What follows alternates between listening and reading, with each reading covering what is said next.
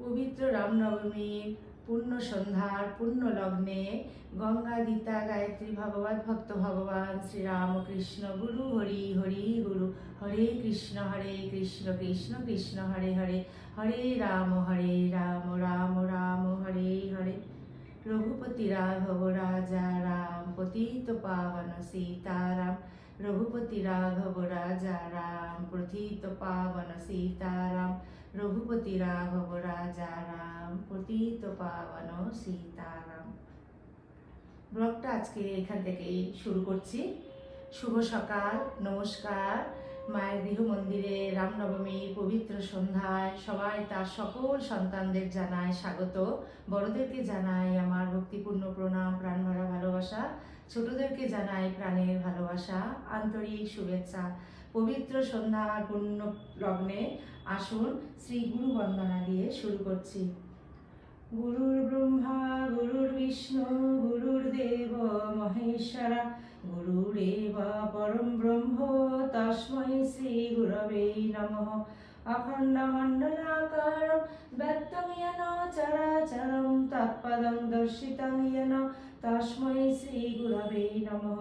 ব্রহ্মানন্দং পরম সুখদং কেবলং জ্ঞানমূর্তিং দ্বন্দ্বাতীतं গগনসদৃশं তত্ত্বমস্যাদিলক্ষ্যम् एकं नित्यं विमलमचलं सर्वादिसाक्षिभूतं भावातीतं त्रिगुणरहितं सद्गुरुं त्वं नमामि सद्गुरुं त्वं नमामि सद्गुरुं त्वं नमामि। জয় গুরুদেব। গুরু পরম্পরায় সকল পূজ্যপদ সদ্গুরুর শ্রীপাদ পদ্মে পবিত্র রামনবমীর পূর্ণ সন্ধ্যার পূর্ণ লগ্নে আমার অনন্ত অবমিলুণ্ঠিত প্রণাম, অন্তরের অন্তঃস্থলের ভালোবাসা, শ্রদ্ধাঞ্জলি, ভক্তি পুষ্পাঞ্জলি অর্পণ করিয়া কথামৃত পাঠে প্রবেশ করছি। আজকে শ্রীমকথিত শ্রী শ্রী রামকৃষ্ণ কথামৃত দ্বিতীয় খণ্ড পবিত্র গ্রন্থখানি থেকে 1884 খ্রিস্টাব্দের মে মাসে চতুর্থ পরিচ্ছেদ ভক্ত সঙ্গে গুহ্য কথা শ্রীযুক্ত কেশব সেন। এই পরিচ্ছেদ থেকে আমি পাঠ শুরু করব। আরেকবার বলছি, শ্রীমকথিত শ্রী শ্রী রামকৃষ্ণ কথামৃত দ্বিতীয় খণ্ড পবিত্র গ্রন্থখানি থেকে 1884 খ্রিস্টাব্দের মে মাসের চতুর্থ পরিচ্ছেদ। এইখান থেকে আমি এখন পাঠ শুরু করছি। মায়ের সকল ভক্ত সন্তানের কাছে আমার করজোড়ে অনুরোধ, আপনারা প্লিজ শেষ পর্যন্ত মায়ের গৃহ মন্দিরের সঙ্গে থাকবেন। তব কথামৃতম তপ্ত জীবনম কবিবিরীড়িতম কল্মষাপহম শ্রবণ মঙ্গলম শ্রীমদাততম ভুবি গৃহন্তি যে ভূরিদা জনঃ। ভক্ত সঙ্গে গুহ্য কথা শ্রীযুক্ত কেশব সেন। শ্রীরামকৃষ্ণ শিবের সিঁড়িতে বসিয়া আছেন। বেলা অপরাহ্ন 5টা হইয়াছে। কাছে অধর, ডাক্তার নিতাই, মাস্টার প্রভৃতি দু একটি ভক্ত বসিয়া আছেন। শ্রীরামকৃষ্ণ ভক্তদের প্রতি, দেখো আমার স্বভাব বদলে যাচ্ছে, এইবার কি গুহ্য কথা বলিবেন বলিয়া সিঁড়ির এক ধাপ নামিয়া ভক্তদের কাছে বসিলেন। আবার কি বলিতেছেন? ভক্ত তোমরা, তোমাদের বলতে কি, আজকাল ঈশ্বরের চিন্ময় রূপ দর্শন হয় না, এখন সাকার নররূপ এইটি বলে দিচ্ছে। আমার স্বভাব ঈশ্বরের রূপ দর্শন, স্পর্শন, আলিঙ্গন করা। এখন বলে দিচ্ছে তুমি দেহ ধারণ করেছ, সাকার নররূপ লয়ে আনন্দ করো। তিনি তো সকল ভূতেই আছে, তবে মানুষের ভিতর বেশি প্রকাশ। মানুষ কি কঙ্গা? ঈশ্বর চিন্তা করতে পারে, অনন্তকে চিন্তা করতে পারে, অন্য জীবজন্তু পারে না। অন্য জীবজন্তুর ভিতরে, গাছপালার ভিতরে আবার সর্বভূতে তিনি আছে, কিন্তু মানুষের বেশি প্রকাশ। অগ্নিতত্ত্ব সর্বভূতে আছে, সব জিনিসে আছে, কিন্তু কাষ্ঠে বেশি প্রকাশ। রাম লক্ষ্মণকে বলেছিলেন, ভাই দেখো হাতি এত বড় জানোয়ার, কিন্তু ঈশ্বর চিন্তা করতে পারে না। আবার অবতারে বেশি প্রকাশ। রাম লক্ষ্মণকে বলেছিলেন, ভাই যে মানুষে দেখবে উর্জিতা ভক্তি, ভাবে হাসে কাঁদে নাচে গায়, সেইখানেই আমি আছি। ঠাকুর চুপ করিয়া আছেন, কিয়ৎক্ষণ পরে আবার কথা কহিতেছেন। শ্রীরামকৃষ্ণ: আচ্ছা, কেশব সেন খুব আসতো, এখানে এসে অনেক বদলে গেল।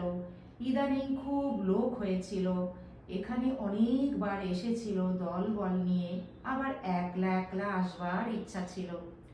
কেশবের আগে তেমন সাধু সঙ্গ হয় নাই। কলুটোলার বাড়িতে দেখা হলো, হৃদের সঙ্গে ছিল। কেশব সেন যে ঘরে ছিল সেই ঘরে আমাদের বসালে। টেবিলে কি লিখছিল, অনেকক্ষণ পরে কলম ছেড়ে কেদারা থেকে নেমে বসলো। তা আমাদের নমস্কার টমস্কার করা নাই। এখানে মাঝে মাঝে আসতো। আমি একদিন ভাবাবস্থাতে বললাম, সাধুর সম্মুখে পা তুলতে নাই, ওতে রজগুণ বৃদ্ধি হয়। তারা এলে আমি নমস্কার করতুম, তখন ওরা ক্রমে ভূমিষ্ঠ হয়ে নমস্কার করতে শিখলে। আর কেশবকে বললাম, তোমরা হরিনাম করো, কলিতে তাঁর নাম গুণকীর্তন করতে হয়। তখন ওরা খোল করতাল নিয়ে হরিনাম ধরলে। হরিনামে বিশ্বাস আমার আরো হলো কেন? এই ঠাকুর বাড়িতে সাধুরা মাঝে মাঝে আসে। একটি মুলতানের সাধু এসেছিল, গঙ্গাসাগরের লোকের জন্য অপেক্ষা করছিল। মাস্টারকে দেখাইয়া, এদের বয়সের সাধু, এই সেই বলেছিল, উপায় নারদীয় ভক্তি। কেশব একদিন এসেছিল, রাত 10টা পর্যন্ত ছিল। প্রতাপ আর কেউ কেউ বললে আজ থেকে যাব। সব বটতলায় অর্থাৎ পঞ্চবটিতে বসে। কেশব বললে, না, কাজ আছে, যেতে হবে। তখন আমি হেসে বললাম, আশচুপড়ির গন্ধ না হলে কি ঘুম হবে না?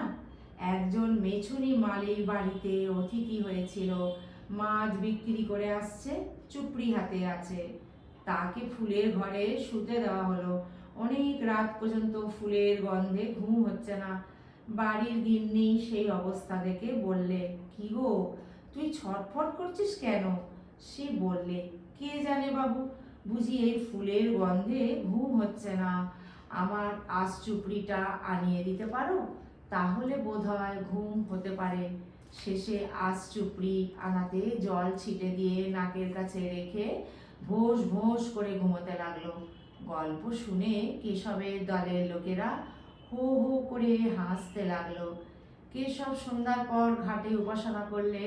উপাসনার পর আমি কেশবকে বললুম, দেখো, ভগবানই এক রূপে ভাগবত হয়েছেন, তাই বেদ পুরাণ তন্ত্র এসব পূজা করতে হয়। আবার এক রূপে তিনি ভক্ত হয়েছেন, ভক্তের হৃদয় তার বৈঠকখানা। বৈঠকখানায় গেলে যেমন বাবুকে অনায়াসে দেখা যায়, তাই ভক্তের পূজাতে ভগবানের পূজা হয়। কেশব আর তার দলের লোকগুলি এই কথাগুলি খুব মন দিয়ে শুনলে।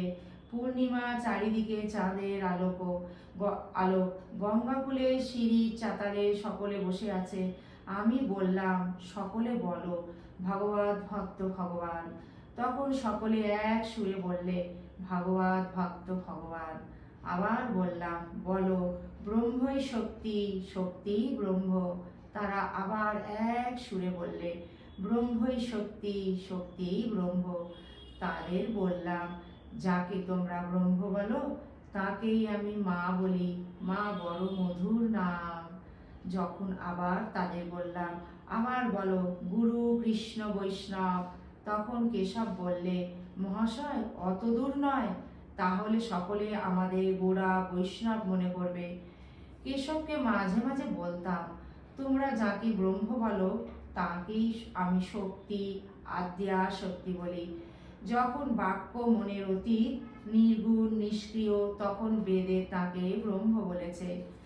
যখন দেখি যে তিনি সৃষ্টি স্থিতি প্রলয় করছেন, তখন তাকে শক্তি, আদ্যা শক্তি এইসব বলি। কেশবকে বললাম, সংসারে হওয়া বড় কঠিন। যে ঘরে আচার আর তেঁতুল আর জলের জ্বালা, সেই ঘরে বিকারী রোগী কেমন করে ভালো হয়?